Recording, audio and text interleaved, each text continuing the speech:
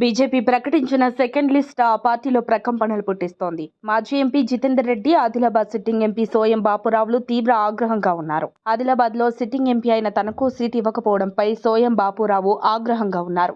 తనను కాదని మాజీ ఎంపీ గోడం నగేష్ కు సీటు కేటాయించడంపై ఎంపీ సోయం తీవ్ర నిరాశలో ఉన్నారు.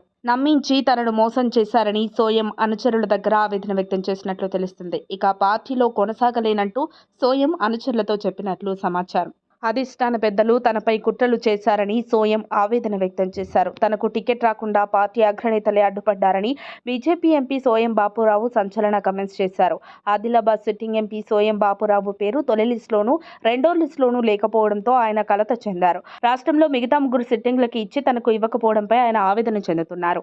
ఆదివాసీ నేతకు టికెట్ రాకుండా పావులు కదిపారు. నేనెక్కడ గెలుస్తానో అనే భయం వాళ్లకుంది. కొమ్మపై ఆధారపడే పక్షిని కాదు నేను, రెక్కల మీద ఆధారపడిన పక్షిని. నేను స్వతహాగా ఎగురగలను. టికెట్ రాకపోతే నా దారి నేను చూసుకుంటాను. ఆదిలాబాద్ పార్లమెంటు సీటు నాదే, గెలిచేది కూడా నేనే.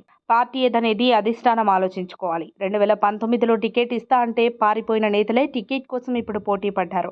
ఏ బలం లేని సమయంలో నా సొంత బలంతో బీజేపీకి విజయం అందించాను. జెడ్పీటీసీలను, ఎంపీపీలను, చివరికి 4 ఎమ్మెల్యేలను గెలిపించాను. నా బలగం పార్టీ వద్దనుకుంటే నా నిర్ణయం నేను తీసుకుంటానని స్పష్టం చేశారు. దీంతో సోయం కాంగ్రెస్ గుట్కి చేరవచ్చనే ప్రచారం సాగుతోంది. మరిన్ని అప్డేట్స్ కోసం మా కాయ్ టీవీని సబ్స్క్రైబ్ చేసుకోండి.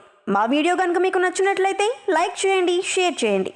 మీ విలువైన అభిప్రాయాలను కామెంట్ బాక్స్లో తెలియజేయండి.